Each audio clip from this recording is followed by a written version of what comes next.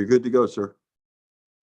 Okay, thank you. Welcome, everybody. It's a couple minutes past 1 o'clock. We're meeting for the Finance Committee today. It's June 18th. Need to timestamp it rather. In any case, we have several people here today for 3 or 4 items that we have. Liz Mealy and Eric Biter from City Council are here. Liz normally chairs this, but because of some technical difficulties, I'll be chairing the meeting, but Liz will be participating as well, sending questions in, and I'll be asking the questions on her behalf. So we have Janice Frank, our clerk. I'm just going to go across the row here. Kim Stank and Jamie Schroeder are, Derek, can you remind me who they're with? Yep. Kim Stank and Justin Bell with Zelenkowski for the audits.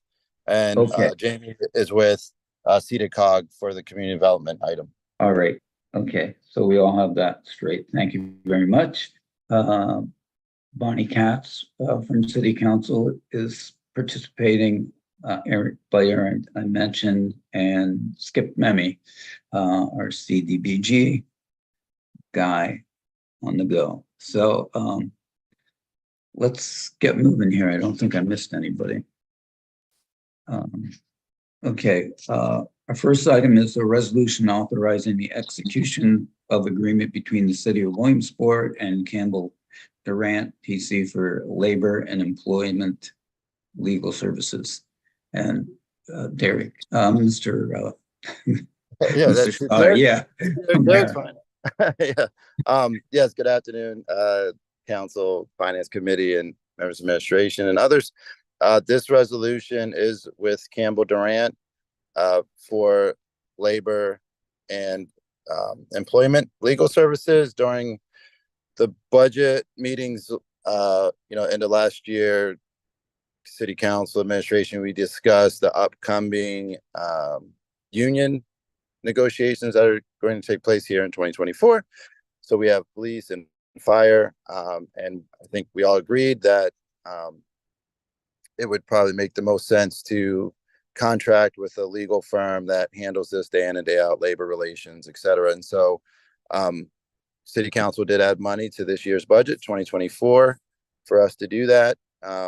And Councilman President Yoder asked, I think it was during a public meeting, that I talked to some of the PML folks and who they would suggest. And we've actually worked with Campbell Durant in the past, even, previous years prior to when I was mayor, even. They've been around for a while. We've done different things with them off and on. So they came highly recommended, and I talked to them, and they're able to handle this. They're very, very familiar and very good in the labor relations domain. And so that's what this item is. So yeah, to work with us for our union negotiations. And that's turn it back over. And they're unable to be here today due to a conflict, but if we have any questions for them, of course we can get those answered. Right. Okay. Yeah. Thanks, Mayor. Okay. Liz, Eric, Bonnie, who'd like any questions? No, I don't have any at this time. I don't. Bonnie, go ahead. I don't have any questions either. The only question I'd have, Mayor Slaughter, is can you remind me what we budgeted in the 2024 budget? I believe it. I could double check. I believe it was 40,000 or 50,000. And we did talk to them about that. So they're aware of our budgeted amount. President Yoder asked me to share that with Campbell Durant, and so we did. And I'll double check to be sure. I think it's either 40 or 50,000. Okay, sounds good. And they thought that, I mean, in addition to being aware, they thought that was a reasonable number with no currently foreseen conflict points. Right. Yes. Okay. No, yeah, they all right. thought that was very reasonable because that was our question to them. And they said, yeah, given some, crazy unforeseen thing, no, they said Yeah. that's more than enough. So, yeah. Right. And we all know that something could crop up, but I just wanted to make sure that that was likely to cover it. So excellent. Yes. Yep. Okay. Yep. That's all I have. Thanks, Randy. Oh, you're welcome. Thank you. Liz obviously has worked through the problems that might have kept her from being able to jump in. Derek, I just have one question. When did the negotiations start? So we had to give them the intent to negotiate by June 30th. Right now, by June 30th, obviously we're in June. So we've already done that. We've connected with fire, we've connected with police. And so June 30th is sort of the trigger date. So we're already, we both have, so fire has, given us their letter, we've responded. Police has given us their letter, we've responded. So it's sort of already, I mean, we've not sat down at the table or anything, but we've, sort of officially provided each other with the letters with the intent to negotiate. Okay. Sounds good. Thank you. Randy, I do have a question for the mayor. Sure. Mayor, in the past, we usually don't know what's really going on until it's a done deal almost and it comes to us. Is there any way that we can be made aware of what's going on? Absolutely. I was actually going to ask President Yoder to, it has to be consistent, of course, but if he could give someone from city council to sit in as part of the negotiating team once that starts. So yes, Bonnie, I would like to have Councilwoman Katz. Yes, I would like to have that happen. That sounds great because, it's a lot that we have to overcome with this. And you know that as well as I do. And when it's handed to you, when it's, finished negotiating, you just feel left out in the cold. So thank you so much. Yeah. Yep. So just to make sure it's got to be, it's got to be consistent. So whoever the person is, just got to make sure it's the same. We can't switch it up each time, or that could be, Anyway, yeah. So anyway, yes, I agree. Yes, I want to have a person a part of the team. Absolutely. Great. I think that's going to be really beneficial. We've never done that since I've been on council. And I think it's been needed all along. It's created complications, just like Bonnie said. So thank you for that, Mayor. Okay, then let's move on to item 2. A resolution to accept, excuse me, I had to pop a cough drop in my mouth, and I have some issues going on there. Resolution to accept the fiscal year 2020 audit reports. And this is also you, Mayor Slaughter. Yep. So, what you have before you is, as you said, a resolution to accept the fiscal year 2020. As everyone is aware, we've been working with Zellenkowski for a few years now. Zellenkowski Axelrod. They've completed 2019. Now they're 2020. Of course, Kim and Justin are here. I think we're on, getting ready to 21 and 22. So making good progress. They've put in a lot of time and getting us to where we need to be. So that's exciting that we're really, really starting to make some good progress. So we're excited about that. But so what you have for you right now is the 2020 audits. And so I'll turn it back over to you, Councilman Allison. And as I said, Kim and Justin are here to answer any questions you may have. Okay, thank you, Mayor Slaughter. I'll ask members of council first. Does anybody like to jump in at this point? Randy, I wouldn't mind actually hearing from Kim and Justin a little bit about the 2020 audit first, if we could. Absolutely. We understand that it's a little perfunctory, perhaps, but I think I'd like to understand to what extent it's perfunctory. Having read through it, a lot of it is normal stuff, but there are some significant things in there. So if you'd care to highlight those. Sure. Hopefully you all got copies of those, and kind of going through those statements themselves. very similar to last year, with the opinion is still a disclaimer of an opinion. We again are scoping out RVT, so there's none of that in there. So the opinion is very similar. Do you want us to go through the specific statements? Because we can do that. Let's put Yeah, it this way. I think it might be beneficial for us to do it either tonight or on Thursday. I guess I would ask for a consensus amongst all of us, because as to which we prefer. that's a good point, Liz. I don't mean to drag you through it twice, Kim. So I'm just kind of. I understand. I think there's going to be interest for others on Thursday to hear this as well. Yeah. Okay.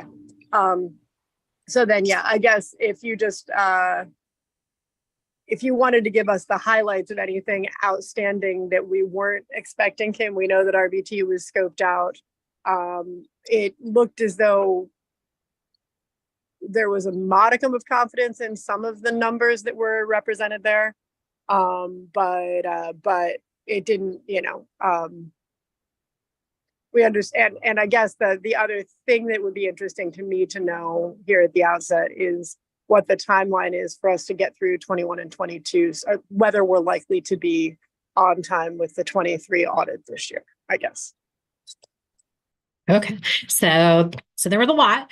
We'll kind of go through maybe the high level of the financial statements. So the statement of net position, and I'm going to see if, I'm not sure whether it is Liz or Randy. It looks like I'm disabled. Can I share my screen? I don't know if you're able to allow me That's to. actually correct. Yeah, Just a moment, Kim. Okay. Sometimes it's easier to have it in front of you. So, we You can should pull be it able up to and now. show. Okay. Let's see. All right. So currently I am sharing, this is your statement of net position / deficit. Kind of goes through. So this is governmental activities, obviously scoped out RVT, and it is full accrual essentially. It has all your assets, your capital assets, and all of the liabilities. And when you put all of that in there, you'll have to remember the one thing so you end up with a negative net position of 130 million. And of that, 159 of that is unrestricted, as an unrestricted deficit. Now, something just to kind of point out here, that other post-employment benefits, your OPEB, that's 142 million. So really, that's one of the driving factors is your OPEB that's driving that net position to be so low. So that's just high level. Again, we did audit what we could. However, there's still to get to, we said that there's a disclaimer of an opinion. To get to that clean opinion, there's going to be quite a bit of work to do. So we'll have to talk about how we kind of get over that hurdle. But okay, so we'll keep going. So that's kind of the at a glance at the end of December 31st of 2020, where you stood as a city on that date. Now, for the year ended December 31st of 2020, this again is at the government-wide level, scoping out RVT, and there is a change in net position was a negative 8 million. And the driving factor on that was here, the assumption of debt from RVT was $10 million. So we took over that debt and it just drove that net position a little more negative. Does that make sense? Yes. Yes. Just to ask really quick, Kim, it appeared as though we were somewhat to the positive in terms of our budget versus our actual outlay.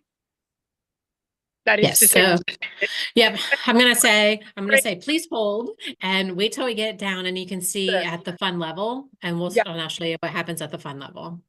So as we're going, here's your balance sheet. So again, your balance sheet is broken out into the governmental funds. So there are major funds, and then there are also non-major funds, general home, capital projects, the non-revenue escrow, and then the non-major.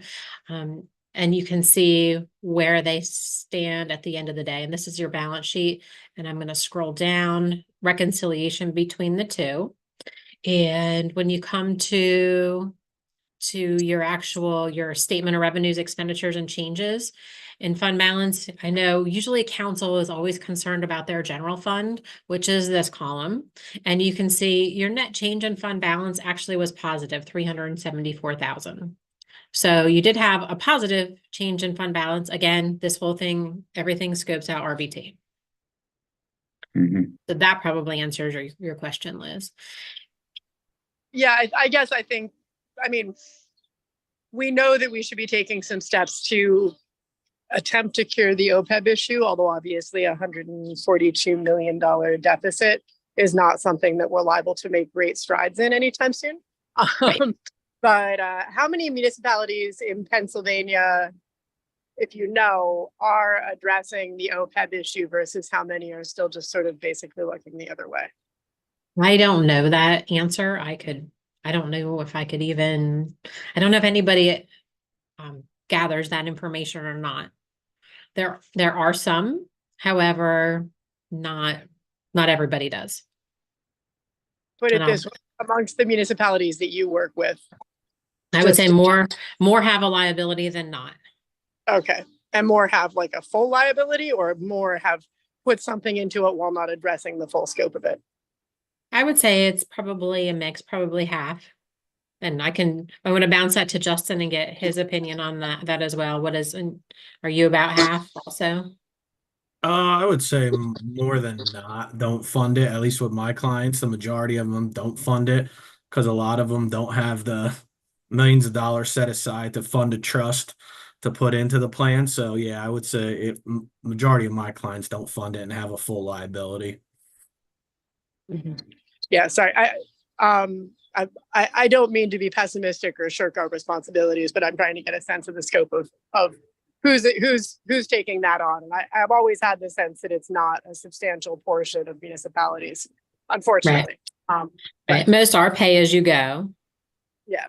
And the debt related to RBT was certainly an unfortunate element of 2020, but I think also something that we were aware of. So I think the thing of some interest to us was simply to see whether we'd finish the year out in the positive or in the negative. Because we've been for several years now, basically budgeting year over year without really knowing what our year-end balance from the prior year was. So trying to track that and whether we've been deficit spending or not over the last 4 years is somewhat key to helping us get a better sense of our financial picture moving forward. Sure. Thanks, Kim. Sure. The only other, there was a negative change in fund balance in the capital projects fund, but obviously that was due to capital outlay and projects that you had been working on. So. Thank you. And that's just your reconciliation and your statement of budget, your budget to actual statement. So that shows, where you ended up as far as your budget to actual. Proprietary, which is your internal service fund. Again, this is at the end of the year. It is a positive net position, and there is a net loss, but it's very minimal, only $9,000 for that. Which, that's your internal service fund. It should be you're sharing those costs. Mhm. It's the cash flow for it. And your statement of fiduciary net position. So your pension trust fund and your custodial funds. That's where they are at the end of the year. And the activity for the pension trust fund for the year. Now you have to remember that pension trust fund increases and decreases. A lot of it is market driven. And then your notes, there's no significant changes in your footnotes. I didn't miss any. Are there any significant changes, Justin, that you can think of in the footnotes? No, And not for 2020. No. Yeah. And just your debt.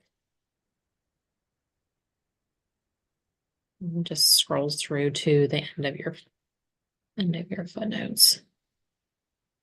There are some combining schedules in the back, your pension schedules. your OPEB schedules. And then there are those, we talked before about those non-major funds. There are combining schedules for the non-major funds. So you can see what makes those up.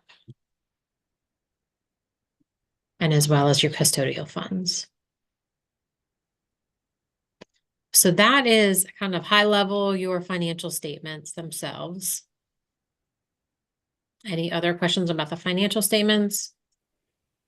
I guess one further, Kim, if you can remind me, I don't believe that we started using American Rescue Plan Act funding until 21, correct? Within our budget, or was that a factor in the 2020 budget as well? Correct, because you didn't receive it until 2021. Okay, that was what I thought, but Yeah. The pandemic gets a little hazy there. Okay. Yes. And flipping over to your single audit report, I can show you the federal funds that you had used during that period of time. You did get a little bit of coronavirus relief funds, like 25,000. But that wasn't your ARPA funds. Yeah, I think those were, to my recollection, those were for like PPE supplies for the fire department or something like that. Mm-hmm. Yeah. Okay. And then I think the tail end of that rather lengthy and stupidly complex question I asked you was, what is the outlook for the remaining 2 audits that we are behind? And will that put us reasonably on time for 2023's audit, or are we behind? Will we still be submitting 23's audit late this year, do you estimate? So 21, we have started to get the information that has been uploaded by your team. So we are starting to work on the 21 audit, and we will work through and get that done. There'll be a couple changes on that one, and then the 22 audit we'll probably need to wait. We have some other client deadlines. We'll probably have to wait maybe late fall, November, December. We can hope to try to get the 22 audit done, depending on when everybody's ready. Now, talking the 22 audit, if we want to try to get the 23 audit cleaned up, there are some things that will need to happen. For example, your capital assets. Currently we have just been going with your capital asset listing that we have with the issuing of the disclaimer report. We're just going with what you have is what you have. We'll need to actually do some pretty heavy testing over that capital asset listing, just to make sure that the assets that are on there are actually your assets.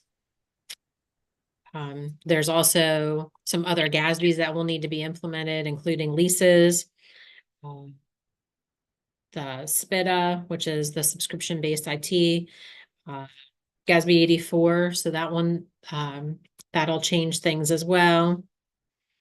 If you choose to put an MD&A in, you can put that in. You might probably want to wait till the 23 audit to do that.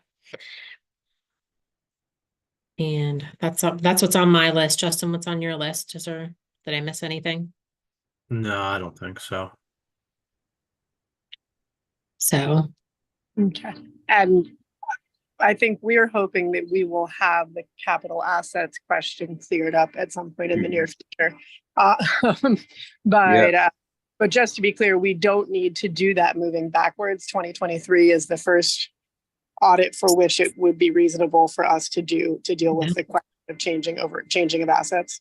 So so for the 2023 audit, we'll want good beginning balances and good ending balances. So really the 2022 audit, the ending balances of your capital assets is where we'll want to have good numbers. Okay, got it. Because I'm not really sure when all the capital assets sort of fall into place. I'm not really sure what it will take for us to backtrack that, or how long we need to backtrack it. Right. And what's ours and what's not. But I guess that'll be a fun thing we'll get to do this year. Anyways, so you're telling me that 2023 will almost certainly land late. Can we hope to be, assuming we can iron out all the bits and with 2023 and the new reporting requirements, say to get that audit completed by spring? Can we hope to be back on track with annual audits by fall of 24, do you think? That would be our goal. So I know that you have been using an outside consultant and she's been helping. So hopefully that can continue, or, and I know that she's working with your internal staff. Fall of 25, just to make it, sorry. No, Yeah. Liz Fall of said fall of 25, yes. 24. Sorry, Yeah. Sorry, Kim, I didn't mean to cut you off. Thank you. Cause my brain was, I think with Liz's just moving to the next year. So yeah. And I would say too, we do keep DCD abreast every step of the way as well with where we stand with the audits, and but yes, we know hopefully get back on track here very soon. Mhm. Sorry, I Yeah. didn't mean to cut in there. Sorry. No, you're good. Okay. All right. So we've all agreed on a goal then of submitting the 2024 audit in fall of 2025, as one would anticipate. Yeah. Yes. Even if I spoke on that initially. And Derek, where do we stand, or how are we making the 2023 reporting requirements that we'll have to meet a reality in-house right now? Where do we stand in the finance department? And So I'm going to be bringing the next meeting. Should have been on this meeting, but I got caught up with others. But anyway, so I'll bring the recommendation July 11th meeting. And then Jamie's doing a great job. Really, really good job, actually, her and Kristen, and we have the part-timer in there as well. So everything is moving forward, doing well, keeping everything caught up. So as we're going through the audits, everything should be, anything that's needed, Jamie's done a great job getting us where we are. So yeah, it's moving along. But we'll have the director. I guess it sounded to Sorry. me like, oh, I'm sorry, there's noise here. It sounded to me like part of Kim's point was that there were going to be some documents required. I'm sorry about that. Documents required of us for 23 that might not be a product of the finance department. Am I understanding that correctly, Kim? Or is all of this information something that should be issued by our finance department? We'll have it all funneled through the finance department. Yeah, Okay. I think we should be able to get it through the finance department and Jamie. Yeah, I don't foresee any issues there. Okay. Yeah, I wasn't sure if the assets and things like that were going to have to be sorted out on more. Well, and I mean, we still have, and then on the July 11th meeting will be the 22 RVT audit, I believe, as well. So if there's anything, working with RKL who does their audit, so Kim and RKL can work together too. If there's anything, as we start to go through the capital assets, if there's any questions there, things that need clarified, they can connect with each other as well. Okay. Yeah, just trying to make sure that sounded like a larger list of things, reporting items than that had changed over the last couple of years than I was thinking. So just want to make sure we don't fall behind on one of those silly things and then miss our deadline there. Okay. All right. I think that's everything I have, Randy. Thanks for letting me steal the floor. No. Thank you, Liz. Any other questions or comments from council members? Okay. I think everybody's good to go for now, and we'll see you Thursday for the full body council. So thank you. Very good. And we are going to Zoom if that's okay. Yeah, well, absolutely. Yeah. Okay. Yep. Very good. Very well. Then Right. we look forward to speaking to you. If there's anything you guys need in the meantime, feel free to reach out, or if there's anything you want us to add, we can do that. Okay. Thank you. Appreciate Okay. that. Thanks. Take care. Okay. Let's move to item 3 then. Resolution to approve substantial amendment to the fiscal year 2019 annual action plan for CDBG and home investment partnership programs. Skip, hi, how are you? Good afternoon, everybody. We've been talking about this multiple times over the last couple of months, but Right. this is the final resolution that we need from city council to reallocate the funds that had been allocated to the splash pad with the CV funds. We are Mhm. now going to be able to use them to do the Newberry Park improvements. Mhm. And this is just the technicality of making sure that we informed all the other agencies that might have an interest in what we're doing, and also completing the formalities of housing and urban development. The allocation is for $480,000 to be reallocated from the splash pad to the Newberry Park improvements. Those improvements may consist of soccer field, pickleball court, walking path, ADA parking spaces, and other park-related amenities. It's pretty simple.